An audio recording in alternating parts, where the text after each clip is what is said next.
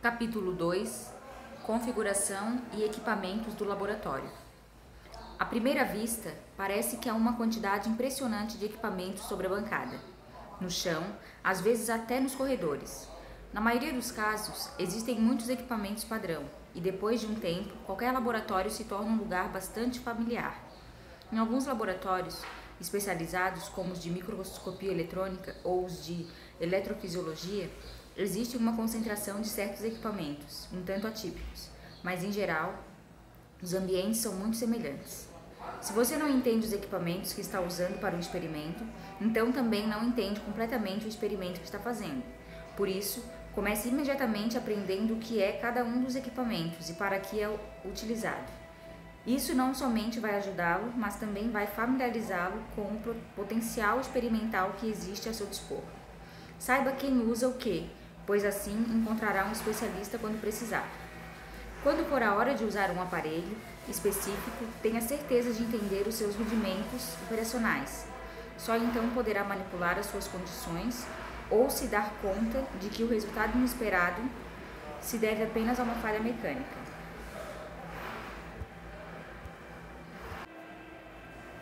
Configuração do espaço. O laboratório principal. As bancadas predominam física e psicologicamente.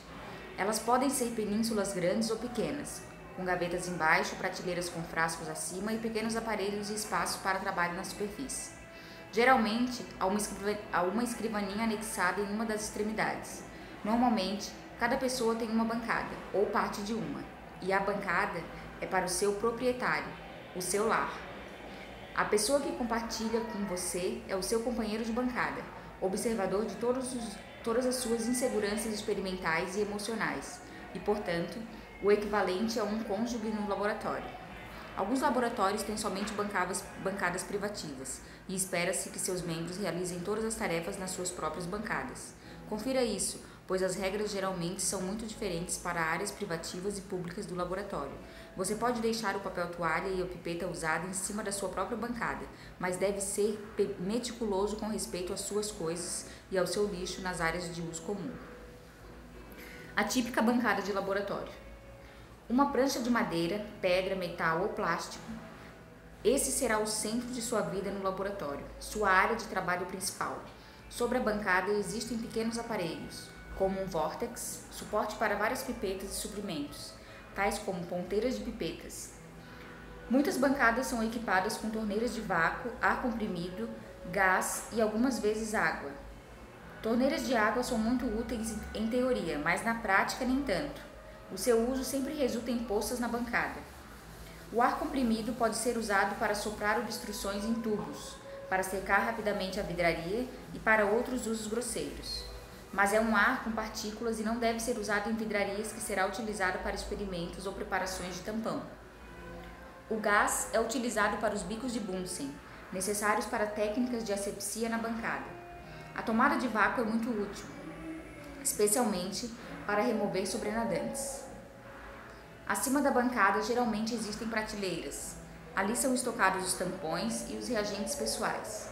A maioria dos frascos e das garrafas são de detergentes e tampão tris. As ponteiras de pipetas e o recipiente dos tubos da microcentrífuga também ficam ali.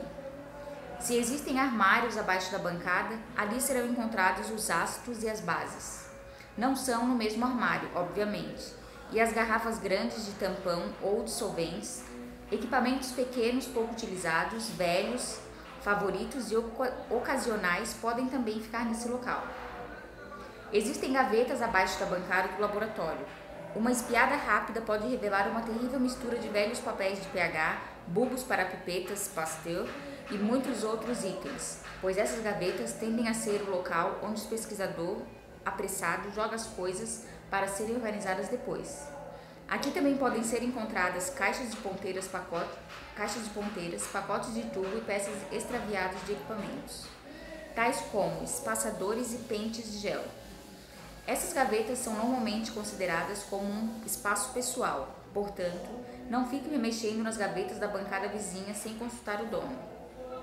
Equipamentos comuns do laboratório podem ser encontrados sobre a bancada, geralmente na sua extremidade. O fato de ter um equipamento de uso comum sobre a sua bancada não significa que você tenha o uso preferencial do aparelho. E usar um aparelho que esteja sobre a bancada de outra pessoa não permite que se use as pipetas, os tubos e os outros suprimentos daquela bancada.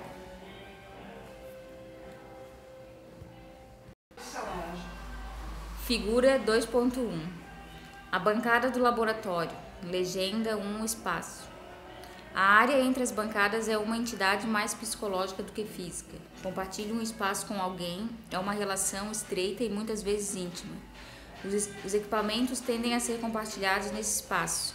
Os reagentes são emprestados e cedidos. Favores são pedidos, histórias são contadas. Seja cortês com o seu companheiro de espaço. 2.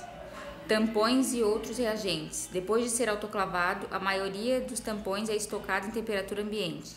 Eles pertencem ao dono da bancada e não devem ser tocados sem permissão. 3. Escrivaninha. As escrivaninhas, particularmente em laboratórios antigos, podem não fazer parte da bancada, mas podem estar em qualquer lugar onde haja espaço. Poucos são encontrados em alguns laboratórios, pois em vez disso existem outras salas cheias delas para todos os estudantes, ou pós-docs. Às vezes nem todos ganham uma escrivaninha, mas devem usar a biblioteca do departamento ou sala de reunião para ler ou escrever os seus cadernos de anotação. Em geral, as escrivaninhas estão na extremidade da bancada ou contra a parede. 4. Chapa quente. Usada para aquecer líquidos. As amostras são normalmente fervidas em um becker sobre uma chapa quente. Perigos: queimaduras, transbordamento de líquidos ferventes. Alternativas: banho-maria, micro-ondas. 5. Bico de gás, também conhecido como bico de Bunsen, vital para técnicas de asepsia e para aquecer frascos e alças. Conectado ao encanamento de gás. Feche depois de usar. Alternativas: esterilizadores de alças elétricas e alças plásticas descartáveis. 6. Forma de gel. Recipientes plásticos utilizados para correr géis de proteínas, DNA ou RNA. Eles variam em tamanho, desde mini-géis até géis de sequenciadores. 7. Microcentrífuga. Uma centrífuga pequena para uso em cima da bancada com rotação de aproximadamente 12.000 G para volumes até 2 ml. Usada para peletizar células, preceptar DNA, um cavalo de batalha. Alguns modelos são refrigerados, mas a maioria não é. Algumas unidades são mantidas no refrigerador ou na câmara fria. Alternativas: podem ser usados adaptadores em grandes centrífugas e rotores. 8. Pipetadores. Instrumentos usados para medir e transferir pequenos volumes de líquidos. 9. Fonte elétrica. Usada para correr a eletroforese e fazer as transferências de géis para filtros. O manuseio descuidado pode provocar choques. Nem todas as fontes realizam todos os tipos de tarefas, portanto, esteja certo de estar usando a fonte correta para o seu trabalho. 10. Caixa de ponteiras. Os pipetadores requerem o tamanho correto de ponteiras para dispensar os fluidos de forma escura, acurada.